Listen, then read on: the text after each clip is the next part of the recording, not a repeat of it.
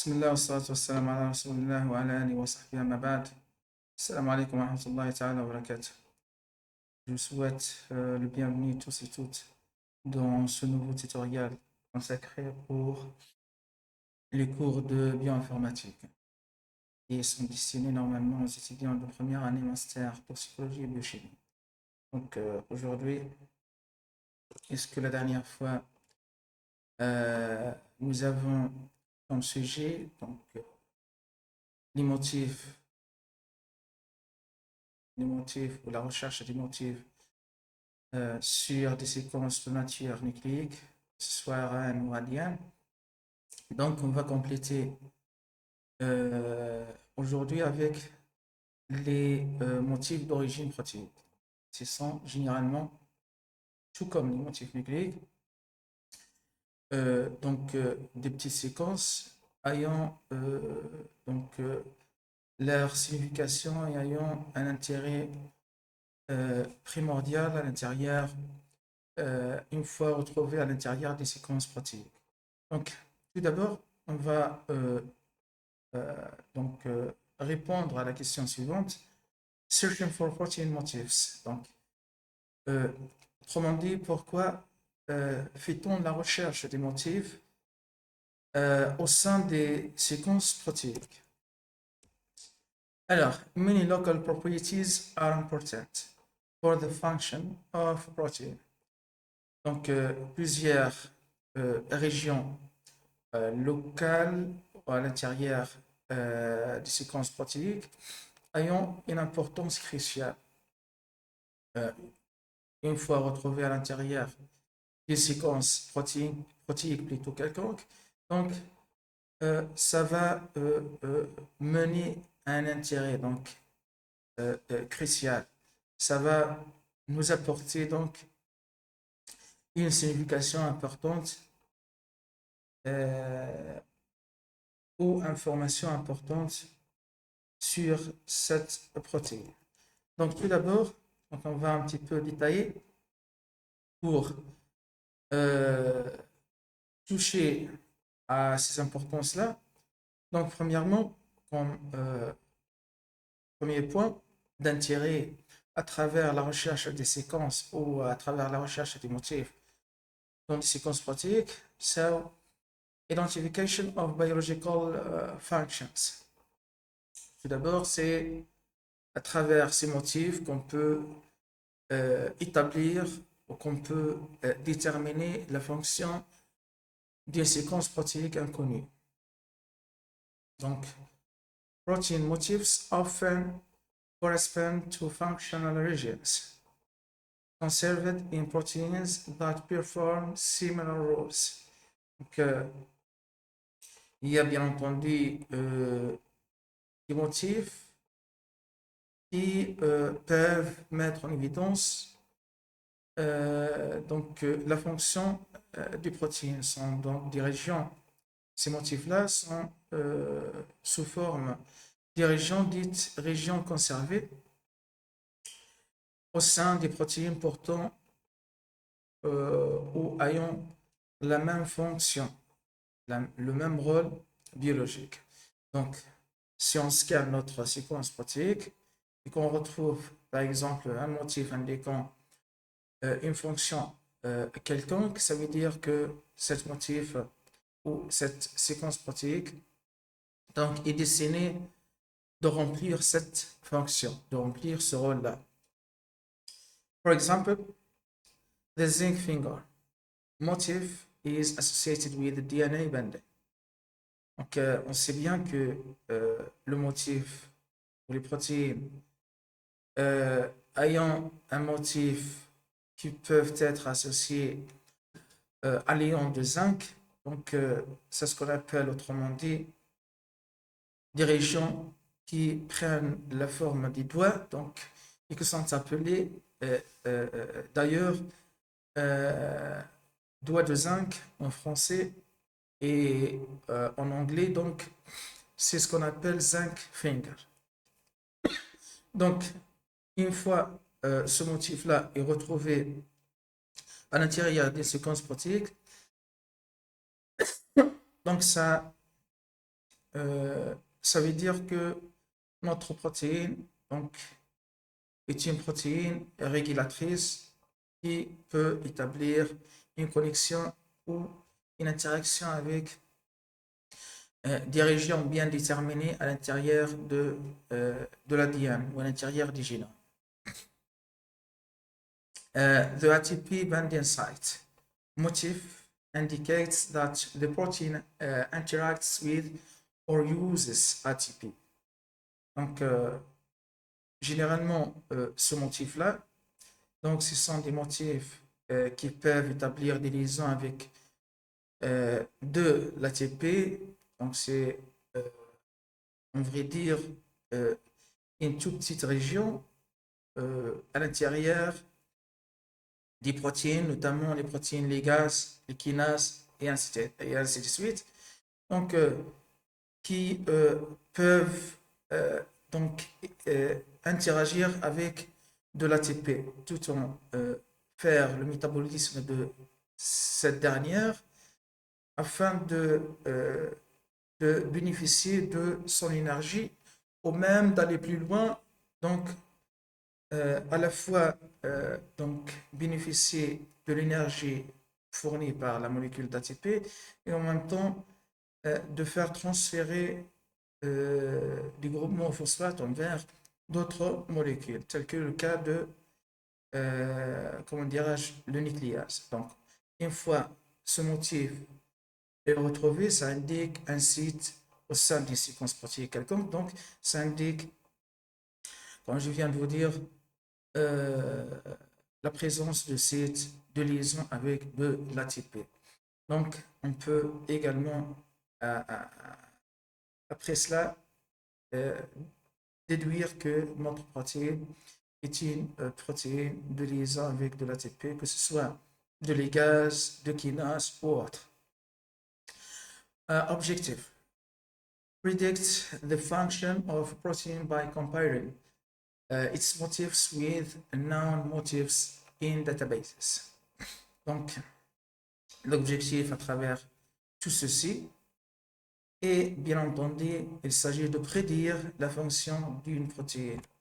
Donc, on peut faire cela tout simplement tout en comparant notre séquence protéique avec les motifs contenus dans des bases de données spécialisées dans le domaine de recherche des motifs protéiques. Second part, so a protein classification and annotation. Donc, on peut utiliser également les motifs pour fin de classifier et de faire annoter les séquences protéiques. Comment peut-on faire ça? On va la voir. Donc, the presence of motifs allows proteins to be classified into families or superfamilies. Parce que également, les protéines sont de priorité classées dans ce qu'on appelle dans des groupes qui sont appelés familles, donc c'est le groupe le plus petit, et dans des superfamilles qui représentent le groupe ou le groupement le plus universel. Donc on va voir exactement la signification de ces deux termes un peu plus loin. Donc par exemple, donc, et là encore, je voudrais vous dire que on peut baser sur certains motifs donc, qui sont appelés domaines également et qui peuvent être utilisés afin de classer nos protéines à l'intérieur des sous-groupes, soit à l'intérieur des familles protéiques ou même à l'intérieur de superfamilles protéiques. For example, kinase proteins contain conserved motifs for their active site. Donc, le premier exemple veut dire que là, le protéine kinase contenant toutes des motifs qui les distinguent des autres protéines. Donc, ce motif, c'est en priori leur site actif, leur site catalytique. Donc, the second example here, it's SH3 domains are found in proteins involved in protein-protein interactions. Donc, le domaine, par exemple, qu'on appelle SH3, donc, caractérisant notamment des protéines qui sont incriminées dans des interactions protéines-protéines. Donc, ce sont notamment les enzymes de la famille de protéases et également, parce que ces types de protéines ou ces types d'enzymes, ils peuvent interagir avec n'importe quelle, spécifiquement bien entendu, avec n'importe quelle protéine afin de les couper ou les dégrader ou le métaboliser. Il y a également une autre classe de protéines appartenant, ou une autre famille de protéines appartenant à, donc contenant également ce domaine-là. Ce sont notamment les récepteurs ayant un ligand protéique, les récepteurs de surface membranaire qui peuvent établir des interactions avec les protéines extracellulaires, le considérant en tant que ligand. Alors, quel est l'objectif à travers tout ceci? Donc, objective, identify evolutionary relationships and classify proteins based on their motifs. Donc, on peut tout simplement classifier les protéines dans des groupes, des familles ou des superfamilles. Donc, ce qui veut dire que chaque protéine donc, appartenant à la même famille, donc ils partagent les mêmes caractéristiques avec ses semblables. Et également, ces motifs, alors, automatiquement, donc, ils vont servir d'établir les relations évolutionnaires. Donc, c'est ce qu'on appelle la phylogénie moléculaire. Donc, par la suite, on va voir la distance entre ces protéines et même ce qu'on appelle l'ancêtre commun entre ces protéines. A third point, evolutionary studies. Ça prend un petit peu donc ça fait des informations partagées avec le point précédent. Donc evolutionary studies, c'est ce qu'on appelle entre autres phylogénie. C'est la phylogénie. Donc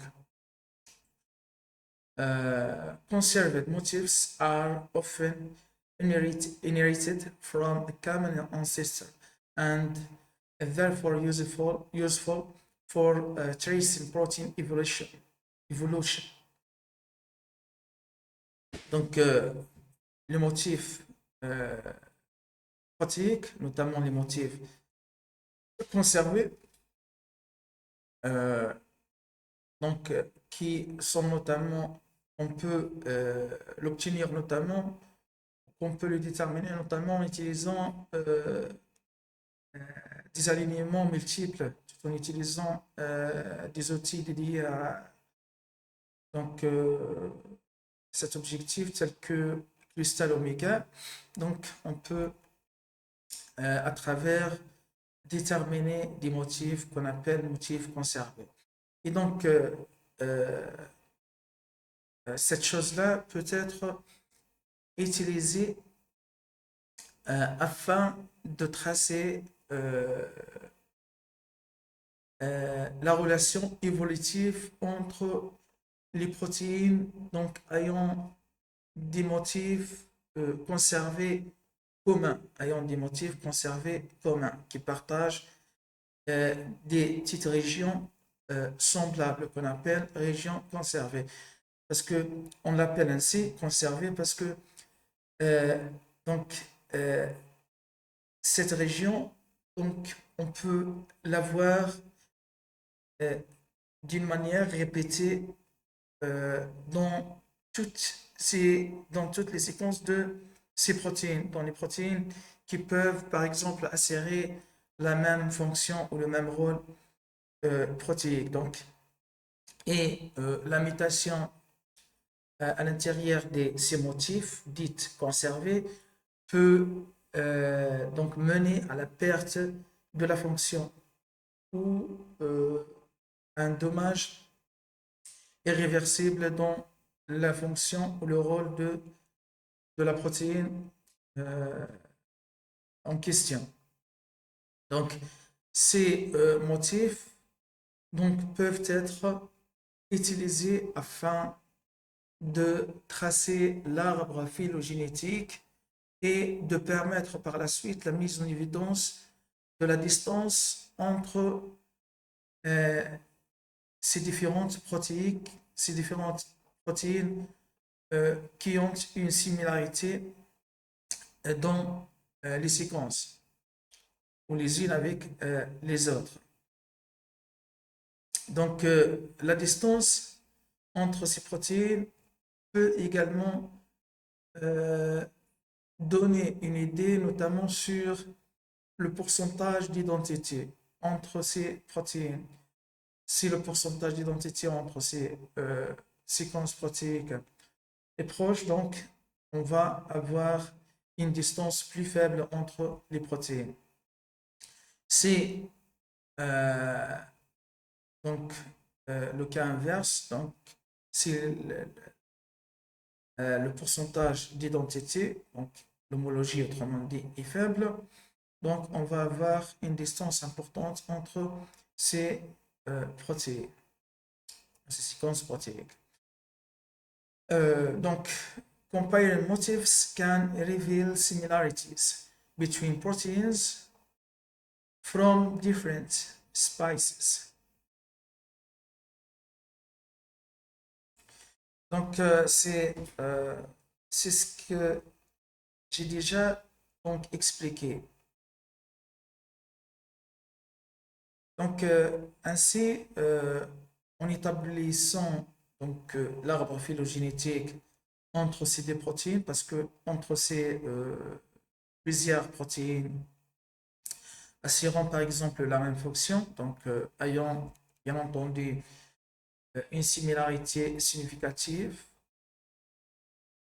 donc et qui sont originaires de plusieurs organismes. Par exemple, on peut utiliser, à titre d'exemple, l'insuline. Donc, on peut utiliser l'insuline. On peut extraire à partir de plusieurs organismes.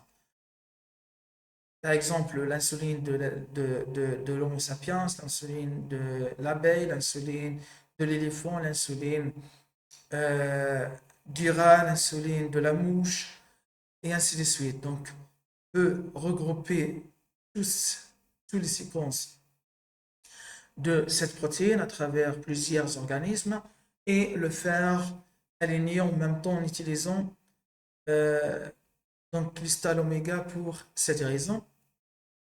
Donc, de cette manière-là, on peut établir l'arbre phylogénétique, donc déterminer la distance entre les différentes protéines donc, venant ou issues de ces plusieurs organismes et la distance, autrement dit, le pourcentage de similarité entre ces protéines donc reflètent en même temps le pourcentage de similarité ou la distance entre ces différents organismes. C'est-à-dire que, par exemple, si on voit que, par exemple, l'insuline de dromadaire a donc la plus faible distance avec entre lui et l'insuline, par exemple, de l'Homo sapiens, de l'être humain, c'est-à-dire que euh, le dromadaire, c'est l'être le plus proche de l'être humain, de l'Homo sapiens, de l'homme. Donc, ceci est une importance ou intérêt crucial dont on peut tirer à partir de la recherche des motifs au sein des séquences protéiques. Objective: understand how proteins have evolved and adapted to biological needs. Parce que, regardez bien, dans la bioinformatique, on a la notion de l'évolution, c'est-à-dire que les protéines, donc au départ, c'est une même protéine euh, qui a été euh, euh, euh, donc dans plusieurs organismes différents, et au fur et à mesure de l'adaptation de chaque organisme avec son environnement ou ses conditions de vie, qu'il va y avoir, et à travers des milliers d'années, une évolution dans la séquence de cette protéine, c'est-à-dire des mutations ou des polymorphismes ponctuels à l'intérieur de la séquence de ces protéines. Donc, ces mutations ayant l'objectif de s'adapter avec le milieu pour que cet organisme puisse survivre dans les conditions environnementales ou les conditions de vie dont il se trouve. Donc, c'est pour cela on dit que deux séquences protéiques peuvent avoir un ancêtre commun. Donc, une protéine commune, et par la suite, chaque séquence est divergée à l'intérieur de son propre organisme afin que cet organisme s'adapte avec les conditions biologiques où il se retrouve. Donc, comme ça, donc, on peut examiner donc, la distance entre les différents organismes en utilisant une séquence de la même protéine, par exemple, appartenant à chaque organisme ou qu'elle est ici de chaque organisme pour voir donc la grandeur de l'évolution ou la grandeur de divergence entre ces deux protéines, donc par, par conséquent, entre ces deux organismes. Alors, the fourth point, prediction of structures and interactions. Donc, on peut utiliser les motifs protéiques afin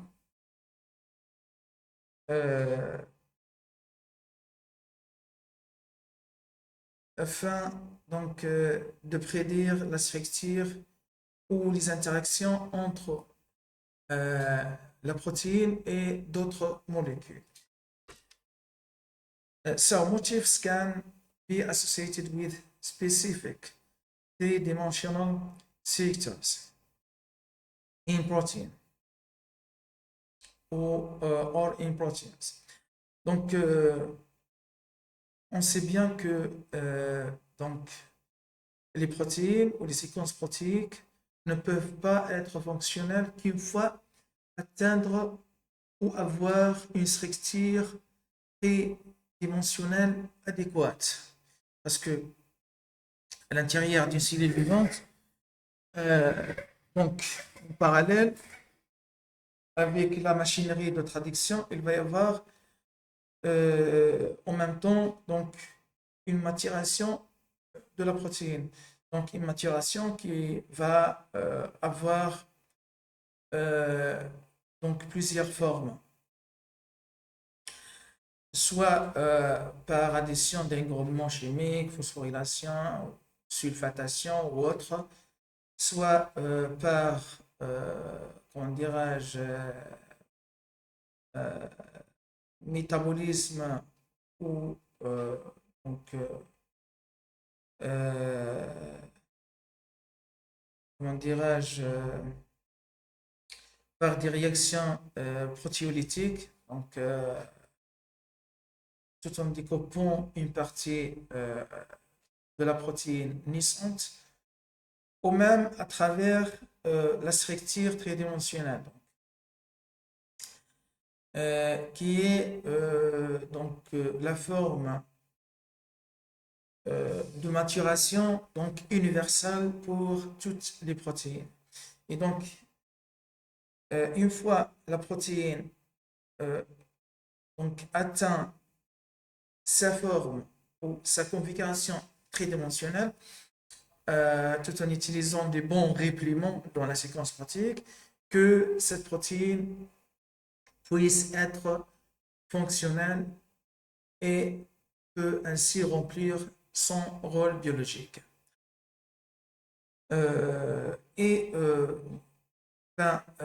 Certains motifs donc peuvent nous indiquer leur existence à l'intérieur de la séquence protéique, peuvent indiquer le bon forme de repliement, le bon forme de la structure tridimensionnelle de cette protéine qui est responsable de la fonction de la protéine. Parce que une mal repliement, une mal maturation, une mal conformation tridimensionnelle de la protéine, donc ça va mener à la perte de la fonction protéique.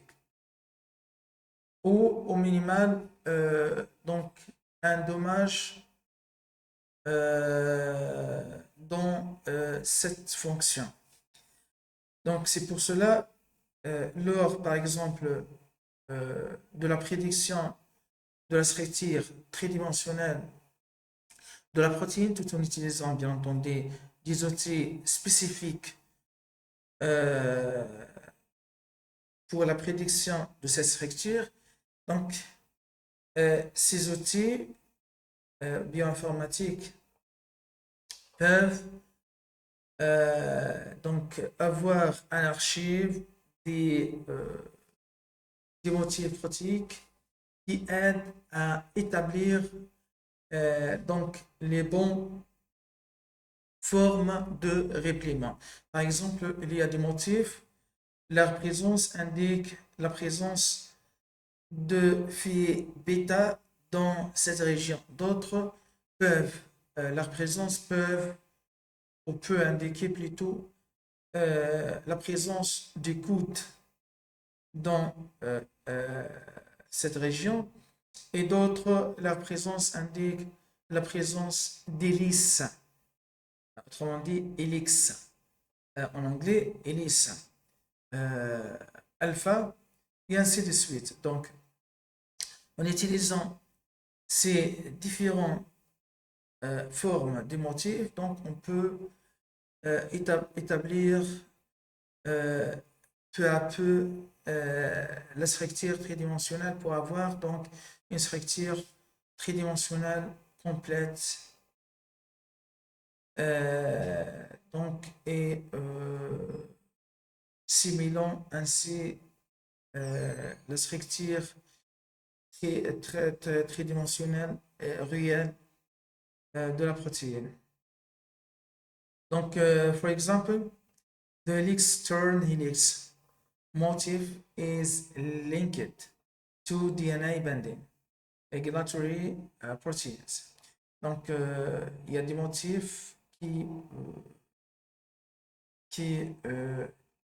où leur présence indique la présence des hélices ou d'hélices et qui sont dans la plupart des cas incriminés dans la liaison avec de l'ADN. Ce sont donc des protéines qui sont régulatrices de transcription, plutôt de réplication ou transcription. Eh bien, regardez bien, donc si vous voulez dire la détermination de la bonne structure tridimensionnelle nous aide à établir donc l'interaction ou la bonne interaction de cette protéine avec les molécules qui les entourent, et ainsi on peut, à travers cette structure tridimensionnelle, même aller donc à déterminer la bonne fonction ou le bon rôle biologique de cette protéine. Donc, ceci peut être utilisé pour déterminer la fonction ou la bonne fonction de la séquence protéique. The second example here is they are also involved in protein-protein or protein-ligand interactions. Donc, autrement, ces motifs donc indiquant le bon structure tridimensionnelle peut être utilisé pour déterminer donc les interactions entre protéine-protéine ou les interactions entre notre protéine en question et n'importe quel ligand.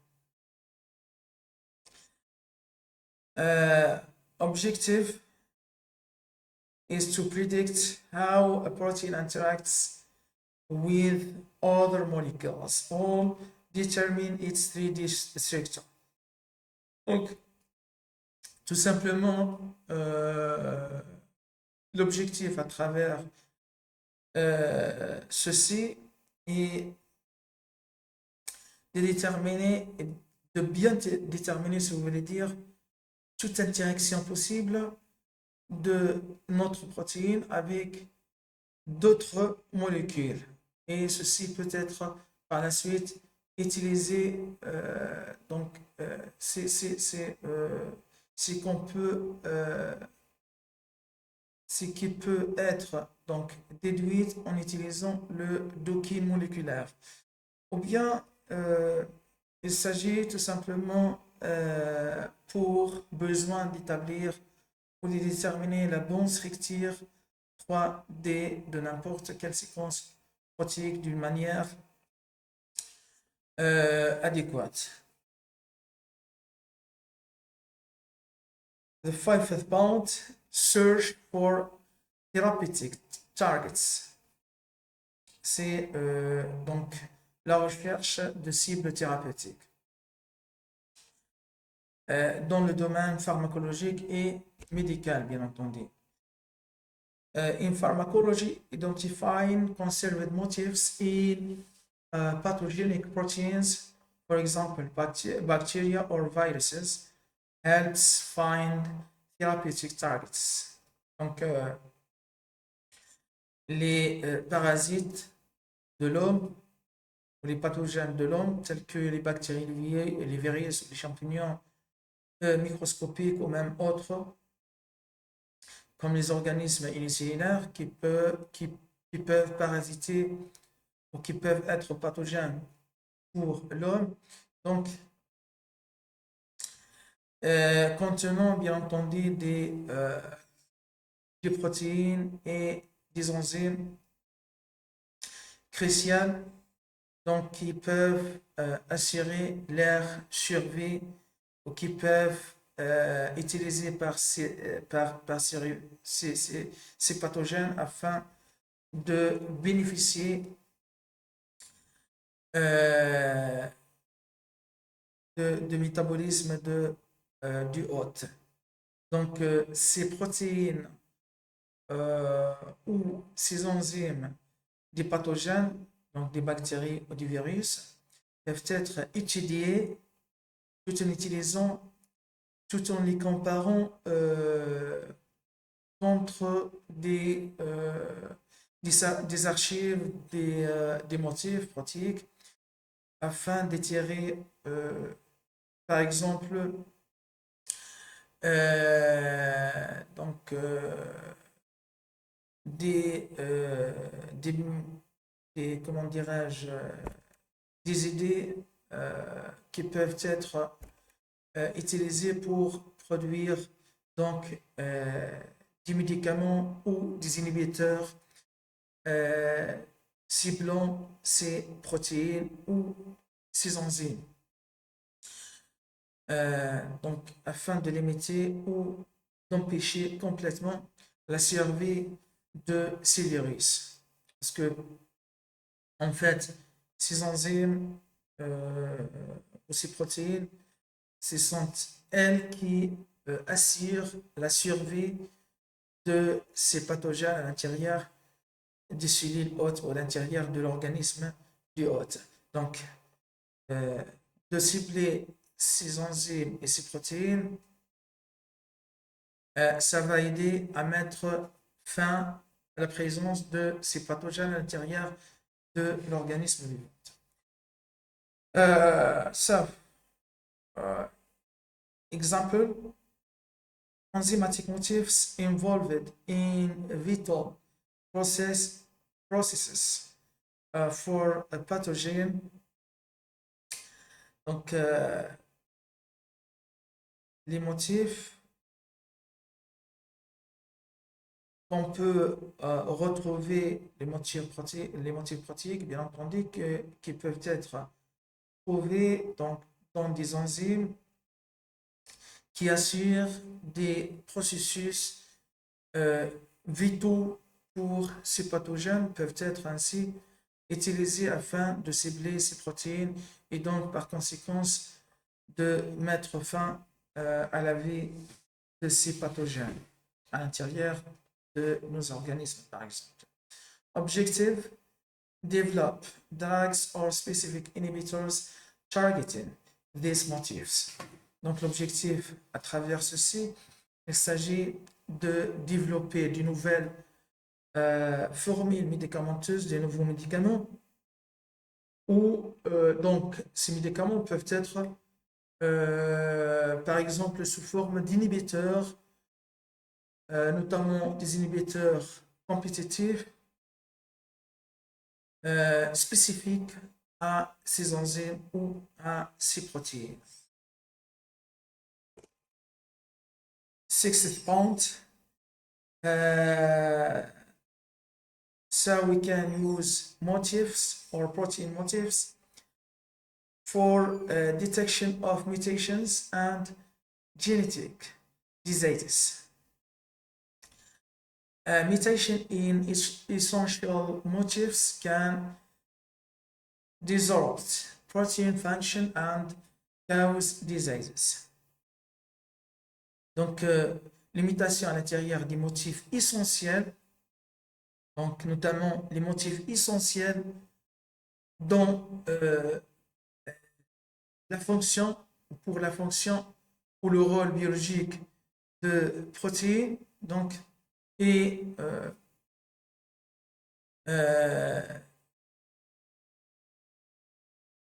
l'heure ou la mutation à l'intérieur de ces motifs peuvent conduire à une malfonctionnement ou à une perte de fonctionnement.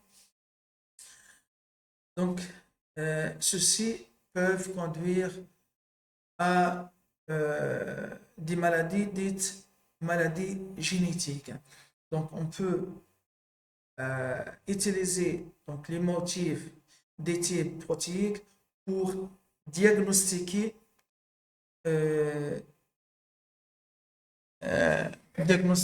donc la cause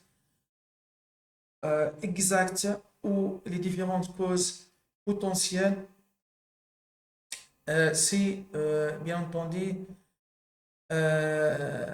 les maladies soient une maladie donc génétique qui touche normalement à le fonctionnement de protéines traduites synthétisées par les cellules vivantes. L'exemple à travers ceci, so example, a mutation in the catalytic site of an enzyme can lead to a loss of function and associated pathology. En utilisant donc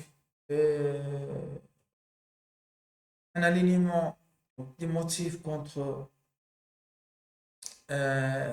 les protéines qui sont suspects d'avoir donc qui sont suspects d'avoir des mutations selon le cas du diagnostic médical, bien entendu, donc peuvent nous aider à connaître exactement le lieu de cette mutation et de voir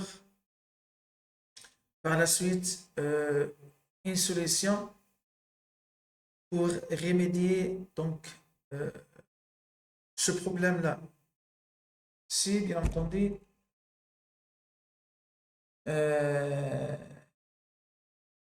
ce problème-là est remédiable. Sinon, on peut tout simplement transférer, apporter à cet organisme ou à cette malade donc des protéines synthétiques ou des protéines originaires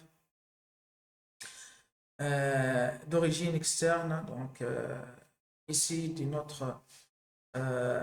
ou d'un autre organisme sain à l'intérieur donc de l'organisme de malade pour une rémédiation donc comment dirais-je momentanée donc à notre malade. Donc l'objectif à travers ceci, understand the effects of mutations and diagnose genetic diseases. Donc l'objectif à travers ceci, bien entendu, il s'agit de comprendre les effets de ce type de mutation et d'utiliser cette méthode pour fin de diagnostic contre ou envers les maladies génétiques. Donc, la recherche des motifs de type protéique, donc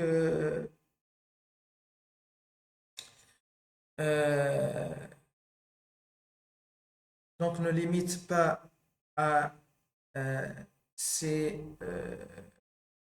exemples que nous avons abordés, mais donc elle peut donc elle peut être utilisée donc plus largement. Donc ce que nous avons dit, ce que nous avons présenté ne représente pas une liste exhaustive pour l'intérêt ou l'importance de l'utilisation ou de la recherche des motifs à l'intérieur de séquences de type protéique. Motif identifications or identification is therefore an essential tool for studying proteins, their roles in biological systems and for many other reasons. Et alors, pour plusieurs d'autres raisons qu'on n'a pas donc dont on n'a pas décrit donc auparavant. Pour résumer, for recapitulation, so in the sector of protein sequence, the presence of certain peptide fragments allows us to predict function. Donc, dans la structure des séquences protéiques, la présence de certains fragments peptidiques qu'on a appelés motifs, donc il permet de nous prédire tout d'abord la fonction protéique la fonction de cette séquence pratique. Signature, membership in a family or super family. Donc, il peut donc,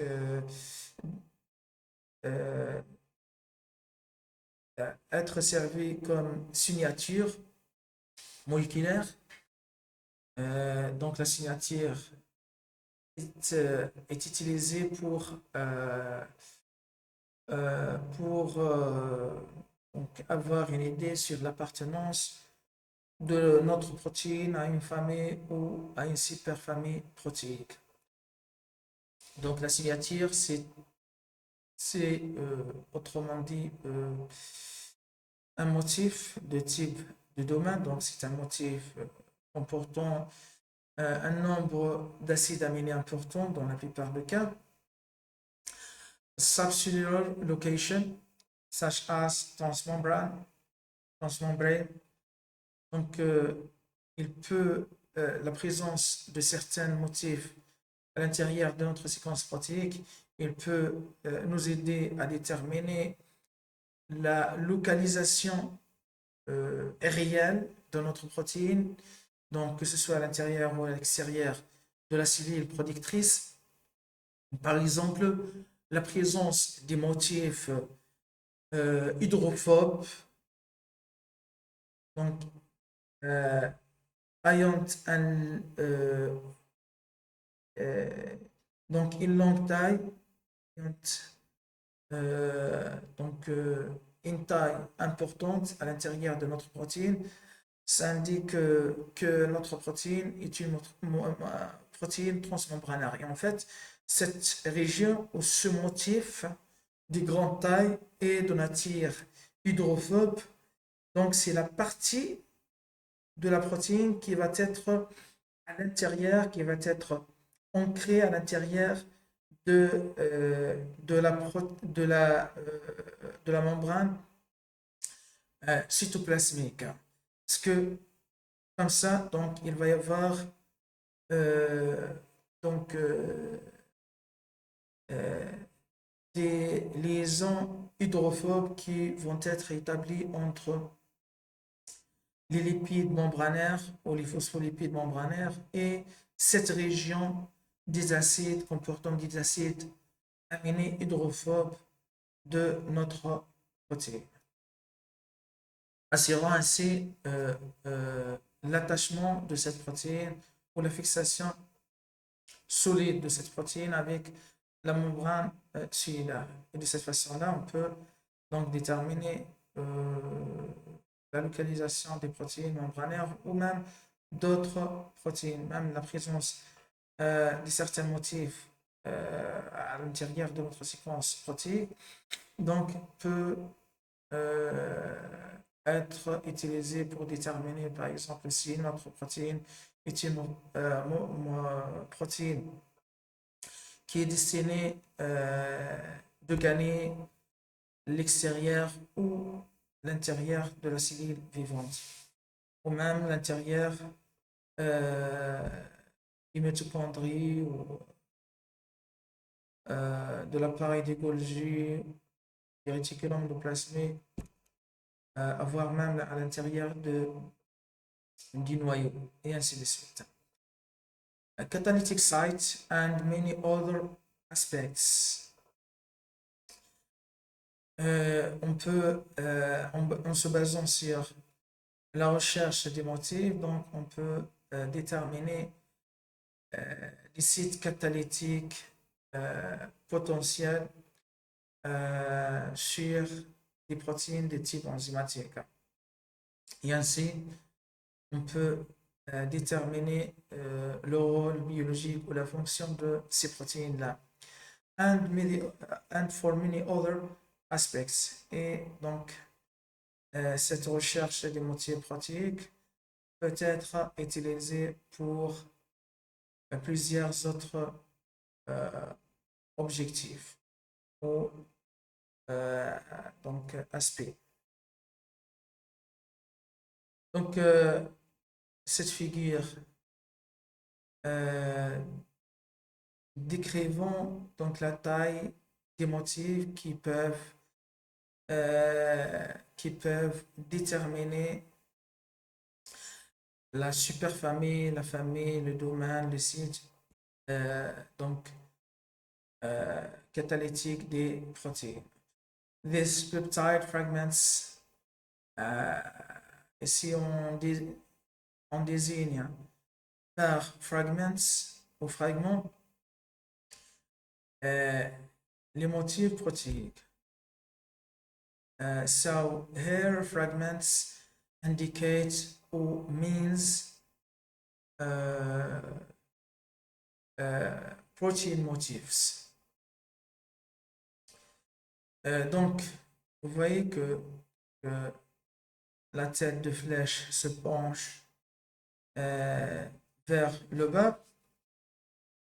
Donc, la base de la flèche, c'est la partie la plus large, indiquant donc l'importance de la taille de fragments peptidiques. Et donc, ainsi,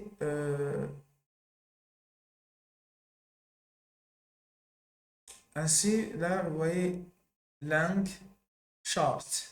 Donc, ce qui veut dire une taille importante, une longueur importante, et donc en allant vers le bas, donc en allant vers la taille la moins importante. Donc les motifs indiquant leur le superfamille ou l'appartenance des protéines à une superfamille, donc ce sont des motifs de taille importante, c'est-à-dire comportant plus du résidu d'acides aminés en comparaison avec les autres types de motifs. Il y a des motifs donc, qui peuvent être utilisés pour déterminer l'appartenance de la famille. Donc, ce sont notamment des motifs ayant donc, une taille, ayant un nombre d'acides aminés moins important que ceux utilisés pour déterminer la superfamille. Donc, le domaine qui utilise donc, des motifs encore avec une taille moins importante et le site qui donc fréquemment composé de 2 à 3 acides aminés seulement. Résidu, c'est-à-dire un seul acide aminé, donc ça ne représente pas donc ça ne représente pas un motif, mais là est utilisé pour rôle indicatif seulement.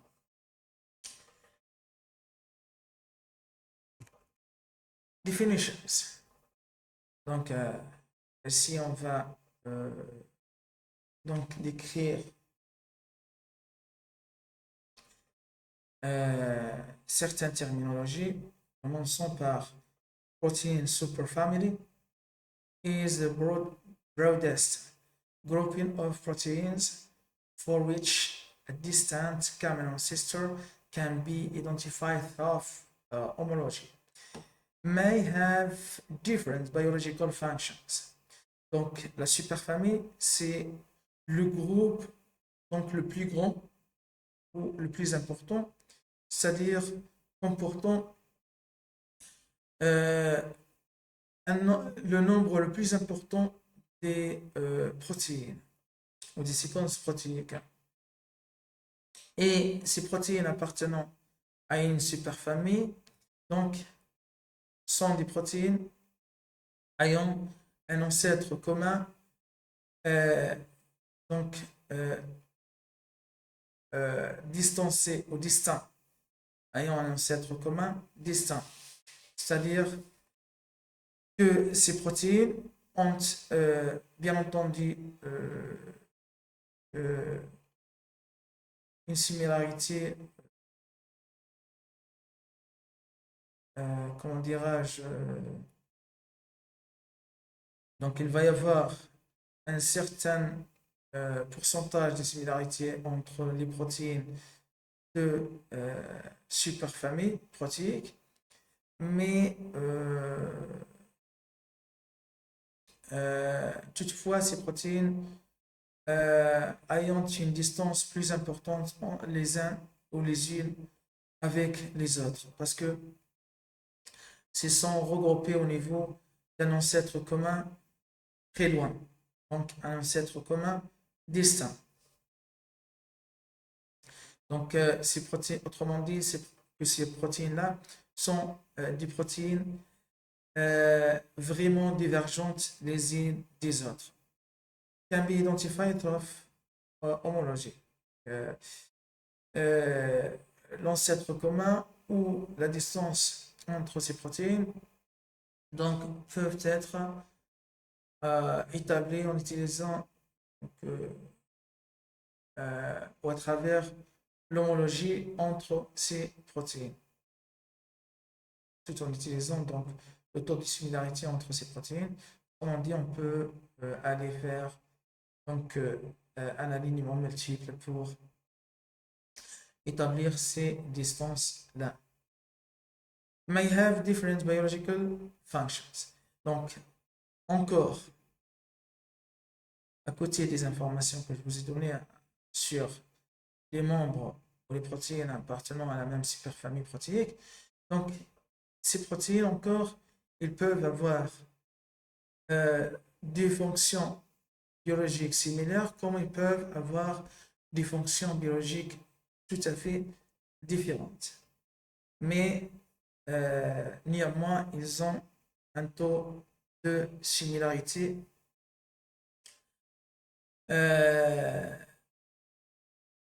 touchable, bien entendu. Protein family comprises proteins with significant and strong similarity, often more than 30% of identity. This set of proteins is evolutionary related, a close common ancestor, and generally with similar biological functions. Donc, autrement dit, la famille protéique comprend des protéines avec une similarité très importante, avec une forte ou une similarité vraiment significative qui peut même aller au-delà de 30% d'identité. Et donc ce groupe des protéines, qui est bien entendu la famille protéique, regroupe donc des protéines qui sont évolutionnairement reliées, qui sont évolutivement reliées les unes avec les autres, ayant bien entendu des distances minimales les unes avec les autres. Donc, parce que toutes les membres, toutes les protéines appartenant à une même famille protéique, donc, on doit avoir donc, un ancêtre commun, une protéine jouant le rôle d'un ancêtre commun qui est vraiment proche, structurellement avec toutes les membres de cette famille protéique. Généralement, ces protéines-là doivent avoir exactement les mêmes fonctions protéiques. À titre d'exemple, donc l'insuline ou l'alcool déshydrogénase, donc appartenant à plusieurs organismes. Donc, il va, bien entendu, en tant que l'alcool déshydrogénase, il va insérer, bien entendu, lors du métabolisme fermentaire. Donc, il va insérer, par exemple, les réactions d'oxydoréduction, mais dans des organismes différents. Donc, la même fonction protéique au sein, par exemple, des organismes différents. Donc, ceci est la bonne description donc, de la famille protéique. Protein domain, an evolutionarily conserved independent structure. Conserved independent sectoral and functional cell units such as zinc finger or loop, and etc. Donc, en fait, le domaine protéique donc, est une séquence où est un fragment qui est résidé d'aminoacides, qui est conservé et évolutivement donc conservé et donc indépendant de changements qui peuvent avoir lieu dans ou à l'intérieur de la protéine au fur et à mesure du temps. Tel que par exemple le domaine pour donc, le doigt de zinc ou autre. Donc parce que ces zones-là ou ce motif-là ou ce domaine donc, sont essentiels ou cruciaux pour assurer le bon fonctionnement de la protéine synthétisée. Description of a motif. So, a motif can be described using two different methods. The first one is a pattern method, and the second one we will see it is a profile methodology or method. Forgive me. First of all, we go with pattern method. Donc, une description donc, du motif protéique. Donc, les motifs protéiques peuvent être décrits en utilisant deux différentes méthodes. Donc, tout d'abord, la méthode de pattern et la méthode de profil. Donc, pattern tout d'abord, la méthode de pattern. Donc, un pattern, pattern is a qualitative description of motif. For example, regular expression. Donc, le pattern est une description qualitative. Donc, le pattern ne s'intéresse que de la côté ou que de décrire qualitativement le motif, sans donner importance donc au poids de motif, à la répétition sur la même position d'un même résidu d'acide aminé. Par exemple, là, il y a une méthode très connue qu'on utilise pour exprimer un pattern qui s'appelle l'expression régulière. En anglais, regular expression. Donc, par exemple, là, vous avez C, A, T, T, into practice, A, T, C, G, X.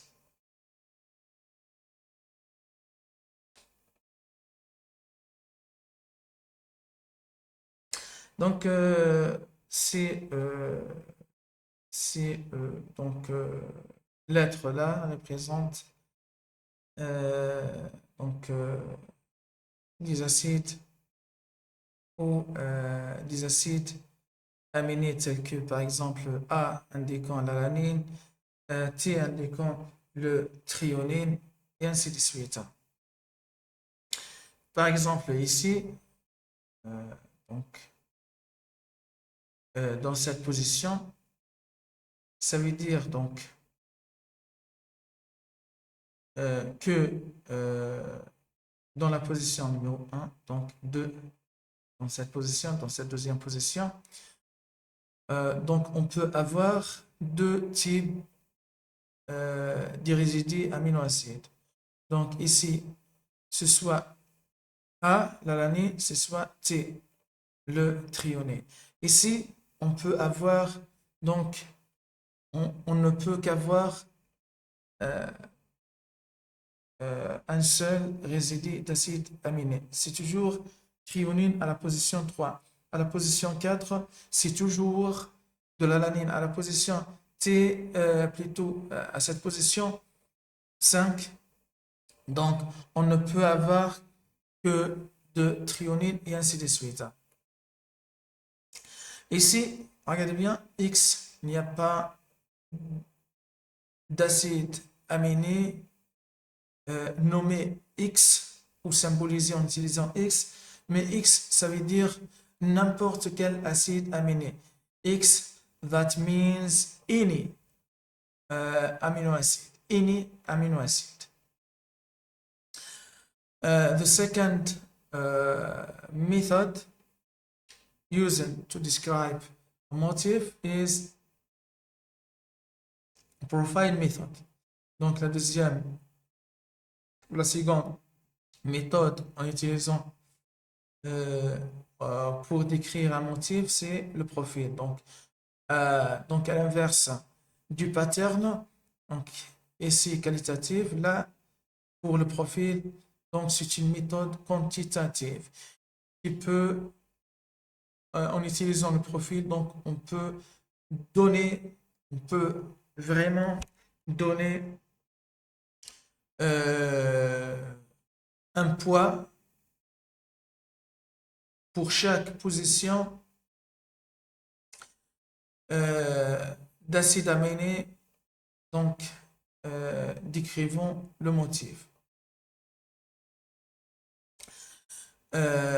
So a quantitative description of a motif, for example, position weight matrix. Autrement dit, PW1. PW1. Donc, on peut donc utiliser le profil pour décrire quantitativement un motif. Par exemple, on peut utiliser la méthode de poids-position ou la matrice de poids-position, autrement dit position weight matrix en anglais, afin de décrire un profil protéique. Donc, regardez bien, par exemple, ici, donc, bien entendu, le profil peut être déterminé en utilisant, par exemple, un alignement multiple par cristal oméga. Donc, on peut utiliser plusieurs organismes, plusieurs protéines, séquences protéiques pour une même protéine. Donc, pour une protéine assurant une fonction quelconque, par exemple, on peut donc utiliser de l'insuline extraite à partir de plusieurs organismes vivants et de mettre ces séquences pour l'insuline ici de ces plusieurs organismes sur cristal ou la fenêtre d'alignement pour cristal oméga et de faire un alignement multiple pour toutes ces séquences afin de déterminer les régions donc dites conservées qui peuvent ainsi refléter donc, les différentes comment dirais-je, les différents motifs présents ou présentes dans de l'insuline par exemple. dans les différentes séquences de l'insuline. Donc ainsi, par exemple, si ce motif-là, par exemple, est un motif conservé pour l'insuline, donc on peut dire, par exemple, en utilisant le profil, là, on ne va pas avoir plusieurs possibilités dans une position.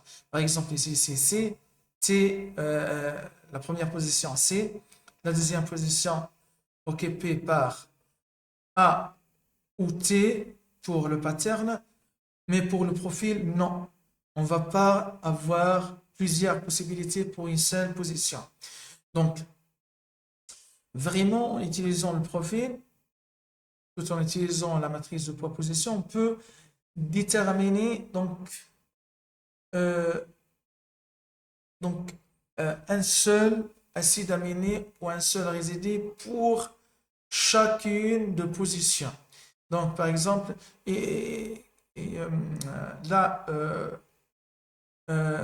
ce résidu d'acide aminé, donc unique dans chaque position, peut être déterminé tout en utilisant donc sa fréquence à l'intérieur de cette position. Par exemple, ici, si on a retrouvé donc 99% par exemple de ces protéines, de ces séquences d'insuline, ici de ces plusieurs organismes, donc on a retrouvé à la position numéro 2 pour ce motif, donc, et avec un pourcentage et avec une fréquence de 90% par exemple de cas que de l'alanine, alors que dans 10% de cas, on a par exemple retrouvé de thréonine. Donc, alors le poids de l'alanine dans cette position donc, devient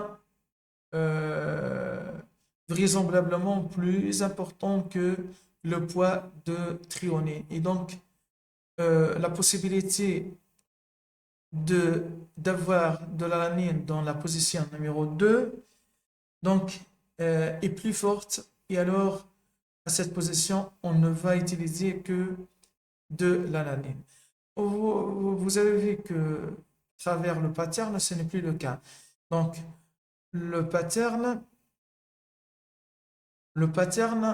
donc, il ne va pas juger du tout donc, le poids de chacun de résidus aux différentes positions de notre motif, mais il va, même si par exemple le T donc a une fréquence de 0,1% dans cette position, donc il va l'incriminer dans la même position avec A qui a par exemple une fréquence qui peut toucher à 99,99%. Et donc, ça ne reflète pas en fait la réalité. Donc, pour le profil, on va à chaque position n'avoir qu'un seul résidu acide aminé, pas A et T. C'est soit A, soit T. Et même ici, il n'y a pas CG ou C ou G. Il y a seulement soit G, soit C, et ainsi de suite. Ça, c'est pour le profil. Donc, le profil, donc, il donne une considération importante pour le poids ou la fréquence de chaque acide aminé dans chaque position. C'est donc la différence essentielle entre le pattern et le profil. Donc, les règles Donc,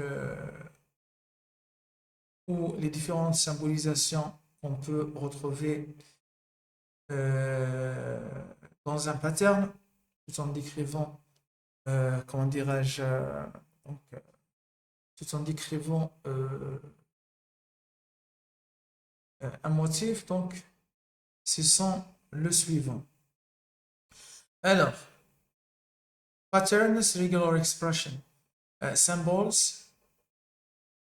Donc, il y a des différents symboles qu'on peut retrouver à l'intérieur des patterns, dans des expressions de patterns. Donc, si on retrouve ce symbole-là, comme c'était le cas ici, donc à l'intérieur, il y a A et T.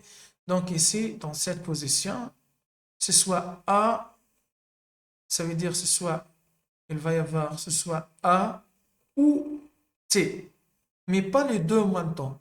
Pas les deux en même temps. Que ce soit donc A dans cette deuxième position, 1, 2, c'est la deuxième position. Vous voyez, le tiré, c'est sont de part et d'autre four brackets. Donc, à l'intérieur, il y a A et T. Donc, ça veut dire dans cette position, dans cette deuxième, deuxième, ça c'est la troisième, quatrième, cinquième. Donc, dans cette deuxième position, ce soit il y a A, ce soit il y a T. Pas les deux en même temps. Encore ici, la présence de ce symbole indique donc qu'au niveau de cette position, il y a soit C, soit G. Vous voyez, donc ça veut dire ou, or in English, or. G or A, G or A, but not both of them in the same time. Not both of them in the same time. It's G or A in this position. Example, G or A.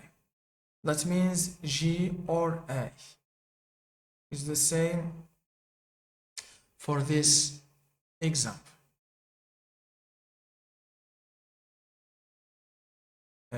In this second position here, we will have A or T. And here in this position, also we have C or G, but not the same, both of them in the same time.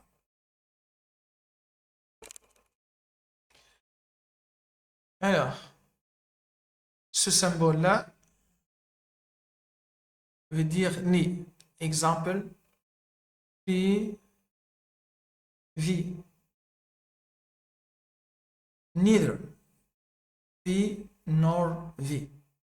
Neither P nor V. Donc, je retourne à la même exemple. C'est-à-dire, par exemple, ici, si nous avons cette, au lieu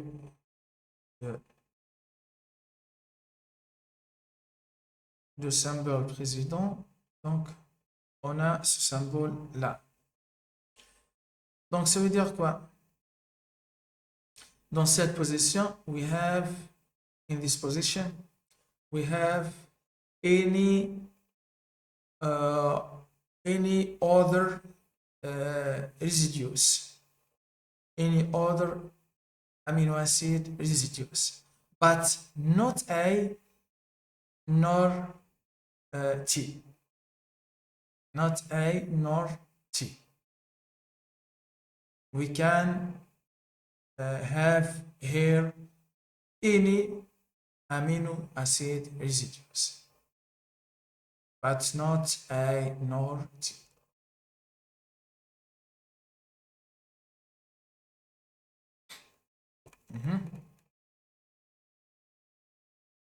Also, here that means a repetition.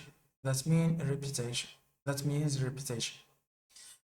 Example, A 3 times repeated in 3 times. That means A. So we return in the same example here. For example, if we have also another amino acid residue in this position, for example, so D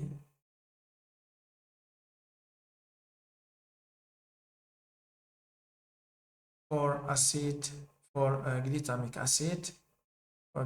acid, and for example 2 and followed by, for example, by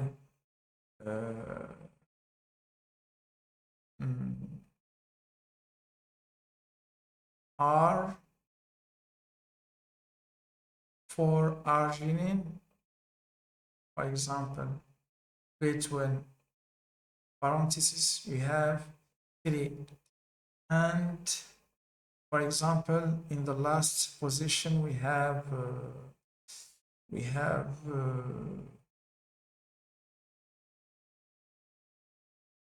G for glycine. We have G for glycine. So here in this position we have C. In this position we have any other amino acid residue, but not A nor T. In this position we have A, also A, T, threonine. In this position we have C or G. In this position we have any. So any amino acid residue, and in this position we have glutamic acid repeated in 2 times. That means D, and in this position we have D and another D. 1, 2 times, and we continue in this position. For example, we have arginine repeated 3 times, or 3 times repeated. So we can write R for first time, another R for the second time, and the third R. Because we have 3 here between parentheses. First, we can, and that means R is repeated for 3 times. And for the last position we have G.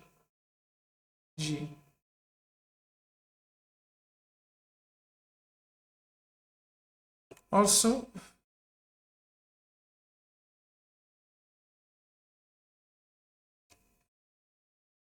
we saw this example for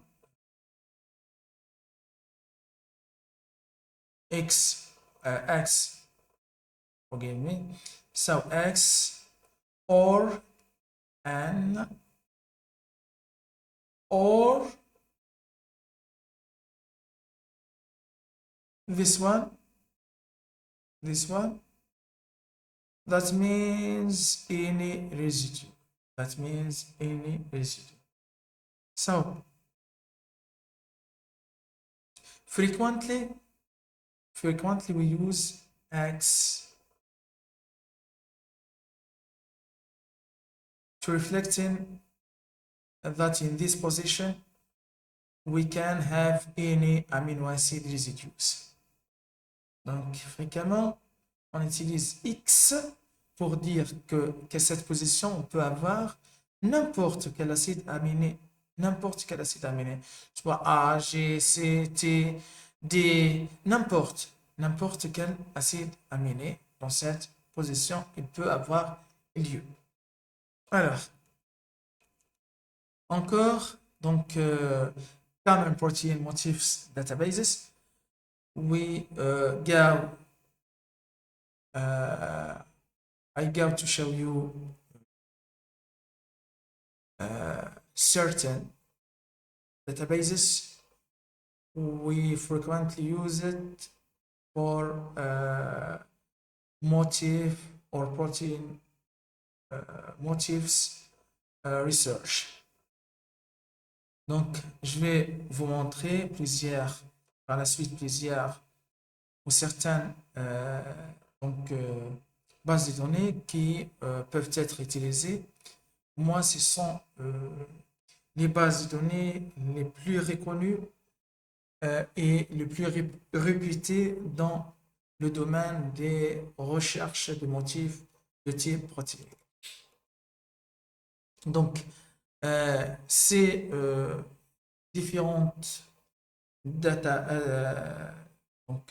bases de données qu'on va le visualiser par la suite, donc peuvent être différentes à travers certains critères. Il peut y avoir des différences à travers certains critères. Donc, there are numerous databases or databases that list domains, motifs, and the proteins containing them. They differ from each other based on the following criteria. Domain definition. So, that differ by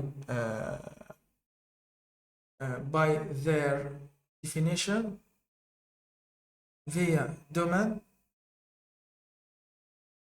or by their definition always for the term domain. Donc, ce sont différentes par la définition de domaine. Chacun ou chacune de ces bases de données donc, peut avoir une définition différente pour le domaine. Type of formal domain description. Les types ou la forme de domaine, donc la description formelle de domaine, donc ça veut dire la forme de domaine. Donc il peut avoir certaines différences entre les formes de domaine entre ces différentes bases de données qui sont spécifiques toutes dans la recherche des motifs protéiques à l'intérieur des séquences protéiques. Database feeding protocol, automatic, manual or hybrid. Donc il y a plusieurs méthodes de mise à jour. Donc we talk about the method of update for the archive of this database. So this database, those databases, so they can have 3 different methods for updating the content of motifs. Donc, il y a des méthodes dites automatiques. Ça veut dire que il y a donc des logiciels à l'intérieur de ces bases de données qui se chargent de toujours fouiller dans d'autres bases de données ayant la même spécificité, envie de rechercher des nouveaux motifs protéiques. Donc, à l'intérieur, bien entendu, des bases de données spécifiques dans le même champ. Il y a d'autres bases de données qui peuvent être mises à jour d'une façon manuelle.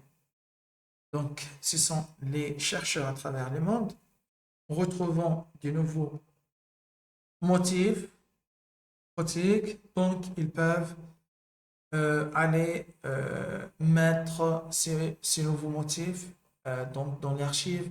Ils peuvent soumettre leurs nouveaux motifs à l'intérieur des archives de ces bases de données.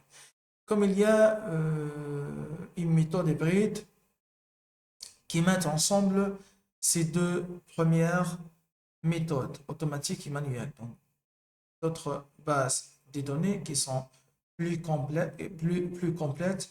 Donc, utilisant les 2 méthodes automatiques et manuelles pour alimenter l'archive de leur base de données via de nouveaux motifs. Documentation, available services, donc encore les documentations et les services disponibles sont différentes, bien entendu, entre ces différentes bases de données spécifiques dans la recherche des motifs protéiques. Et également, la couverture, bien entendu, ça va être différente entre ces bases de données. Bien entendu, la couverture, ça va être complète pour les bases de données qui ont le plus de motifs protéiques dans leur base ou dans leur archive. Donc, pour moi, par exemple, si je veux examiner donc, ma séquence protéique, envie de rechercher des motifs protéiques qui, bien sûr, va m'apporter ce qui va m'apporter des informations sur ma séquence. Donc, je vais bien entendu aller vers la base des données pour la recherche des motifs protéiques qui a donc l'archive donc le plus grand, qui a l'archive comportant le plus grand nombre de séquences protéiques de motifs protéiques. Alors, d'abord, the first database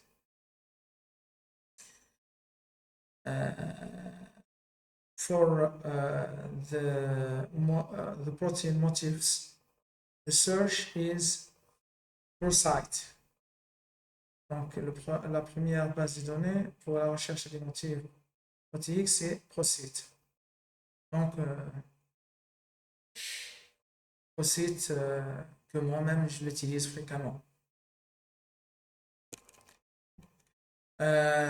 Another one, it's PFAM. Donc, une autre base de données, c'est toujours pour la recherche des motifs protéiques sur une séquence protéique.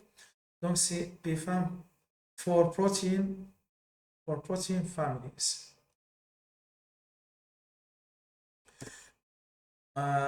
Also, we have SMART for simple molecular architecture research tool.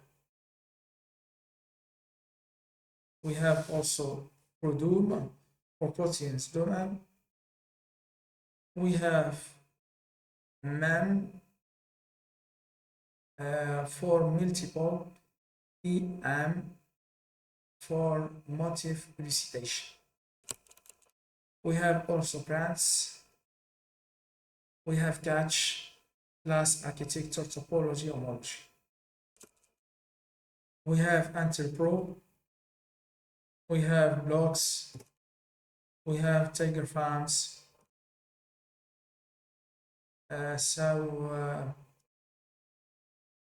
This is not a complete list.